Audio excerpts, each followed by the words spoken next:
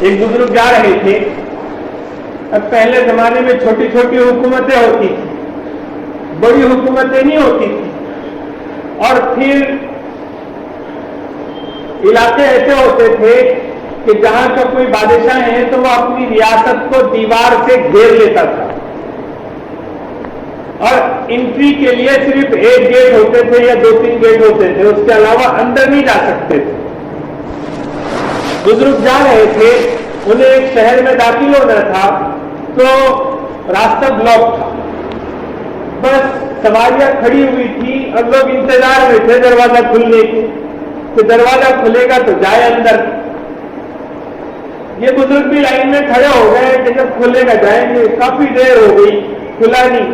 بزرگ نے کسی سے پوچھا کہ بات دراصل کیا ہے, کبھی اتنی دیر بند نہیں ہوتا شہر کا دروازہ, آج کیوں بند ہے؟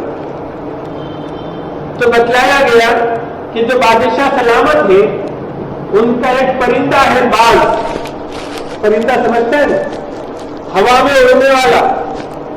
تو وہ پرندہ کہیں چلا گیا ہے, گم ہو گیا ہے, تو اس کی تلاش جاری ہے, شہر سے باہر نہ نکل جائے اس کے لیے گیٹ لگائے گئے.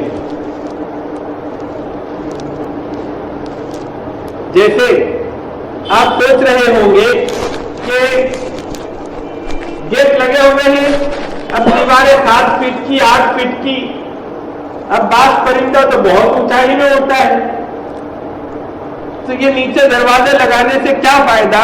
تو آپ صحیح سوچ رہے ہیں.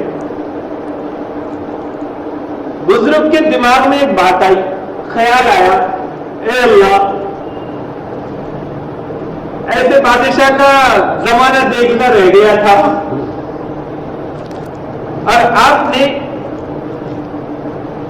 ایسے لوگوں کو جن کو کہ اتنی تمیز نہیں ہے, اتنی سوجھ بوجھ نہیں ہے کہ پرندہ ہوا میں اڑتا ہے, روڈ سے باہر نہیں جاتا, دروازے بند کر دیے باز باہر نہ جائے, ایسے آدمی کو آپ نے تخت سلطنت عطا فرمایا, اور مجھ جیسے سمجھدار آدمی کو لائن میں کھڑا کر دیا. فوراً اللہ تعالیٰ نے الہام فرمایا. الہام کیا فرمایا کہ اے میرے بندے, اگر تجھے منظور ہے تو ہم تجھے اس کی جگہ پر بٹھا دیتے ہیں, اور تمہیں جو ایمان دیا ہے وہ اسے دے دیتے ہیں.